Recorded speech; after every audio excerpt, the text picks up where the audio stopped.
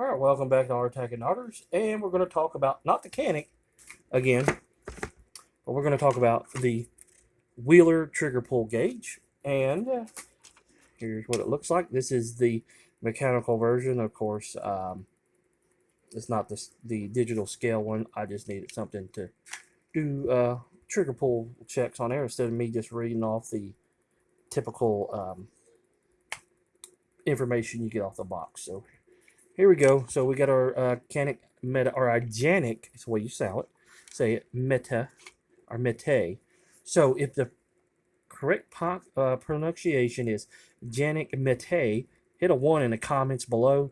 If you think it's just a Canic Meta, hit 2, even though it is Mete. So anyway, gun is unloaded. It's already been safety checked. No magazine. Okay. And no rounds in the chamber, as you can see. Anyway, and it needs to be cleaned. So we're going to do a trigger test on here and see what type of trigger, or test our new trigger gauge out here. So I think these are supposed to be around 5 pounds. So we're going to check it with our mechanical trigger pull gauge here, and we'll see what it is. So right now we got it at 0.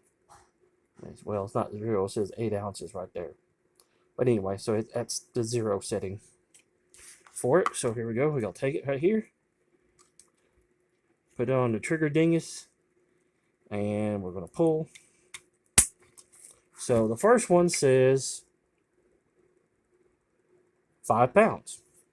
So, and we'll reset that one because that slides back. So we got us a 5 pound trigger pull on the first one. Now we're going to do the second one here, and what we got on that one? We got us a just before 5 pounds. Of course, I bet it depends on where you put it at on the trigger too. So try to keep that alignment where you got it on the trigger at the same place. So here we go. Now we got that, and that's the third time that'll give us our average. And that one says 4.5 pounds. So we're gonna call it just under 5 pounds for the trigger pull on the Canic Mete, or that's number 1 in the comments below, and number 2 is the Canic Meta, however you want to say it. So this is a part of our AR tools series, because these will work on rifles and pistols and shotguns. So it's a part of our tool set to check trigger pull and all that, especially after we polish some triggers up and things of that nature, and install new trigger bars and all that, to see if we actually got a better trigger in the long run. So also in this one, we're going to talk about torque wrenches.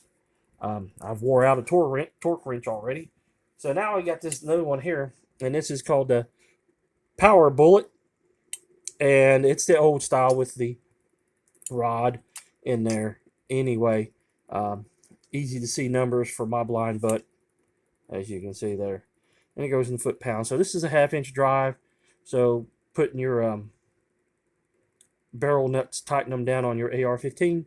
You want to do it or anywhere between. My minimum is always 35. When I torque, that's the minimum that I do. Sometimes you can go up to 50 or higher. You just need to get the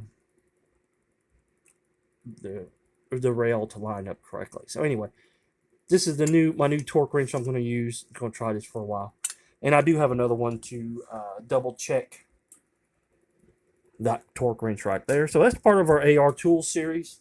So yeah, we got the Wheeler trigger puller gauge.